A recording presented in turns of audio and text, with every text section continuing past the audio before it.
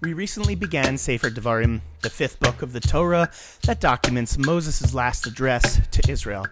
And we're reminded of how modern leaders often draw inspiration from Moses' predicament. A popular example of a leader who drew this inspiration from Moshe is Reverend Martin Luther King in his famous speech entitled, "I Have Been to the Mountaintop." King adopts the biblical imagery that communicates Moshe's perspective. So here's the imagery. Moshe is at the top of a mountain and he can see a vista in space, the land of Canaan, and a vista in time, the future homeland of the Jewish people. Moshe's life journey was dedicated to bringing Israel out of Egypt and into their own land. But Moshe was denied the ability to personally witness the culmination of his life's work. 2 millennia later and some change, Reverend King found himself in a similar situation. King felt that he could see a view of the future, a better, more ideal place for the black community and the American people as a whole. King was assassinated the day after having delivered his mountaintop speech and was unable to see the fruits of the civil rights movement continue to flourish. But surely King was not expecting to be killed the day after he delivered his speech. But even without the advantage of this tragic hindsight, even had King lived for many years after, he still chose to adopt Moshe's perspective. Some people say this is a perspective of not yet. This not yet perspective is the view that we haven't yet arrived at our destination in a long march towards some ideal, like freedom, equality, or national unity and closeness with God. But I suspect that this perspective is a bit off the mark. This not yet message is a bit too massaged, a bit too soft of a representation of Moshe's perspective. The more precise perspective of Moses and of those great leaders whom he inspired was the perspective of, "This is not coming to me."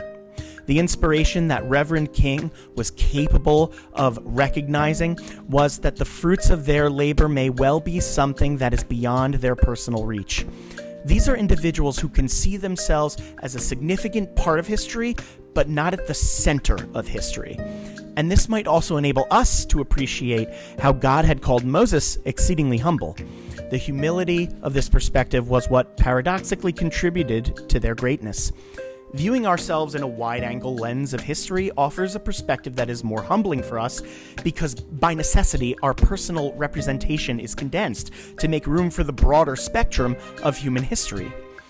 It makes me wonder, how might our personal dialogue be affected if we communicated our politics in this way, looking at ourselves through a wide-angle lens? But that humility does not have to come at our own self-negation. In fact, with this wide-angle lens perspective of history, we also have a broader reach to identify with certain historic events and different currents or movements within the human story. Taking Moshe's perspective of history makes our own egos a bit smaller, but it also can broaden the means by which we feel a sense of purpose and identity. For example, this past week, or a few weeks ago, we read Megillat Eicha, the book of Lamentations attributed to the prophet Jeremiah. It's about the destruction of the temple of Jerusalem and the defeat and exile of the Jewish people. These tragedies can be difficult to relate to today, especially if I use academic and sterile nomenclature to refer to events. Lamentations laments the end of the sacrificial cult and heralds the beginning of the exilic period of the kingdom of Judah in the late Iron Age. But if I see myself included in these flow of events, then I can more easily incorporate them into my own personal narrative. I become the inheritor of a historical drama, and that's what makes it historic. I am lamenting the fall of a commonwealth of my people, and I am a part of whether or not we will rise and achieve redemption.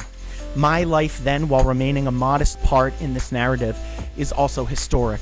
And I wonder how broad or how narrow this perspective ought to be. But returning to Moshe and the people whom his life inspired, I think the wide-angle lens perspective and the idea that what we strive for in life might not ultimately be ours to enjoy, this is a framework that we may want to consider adopting in our political conversations.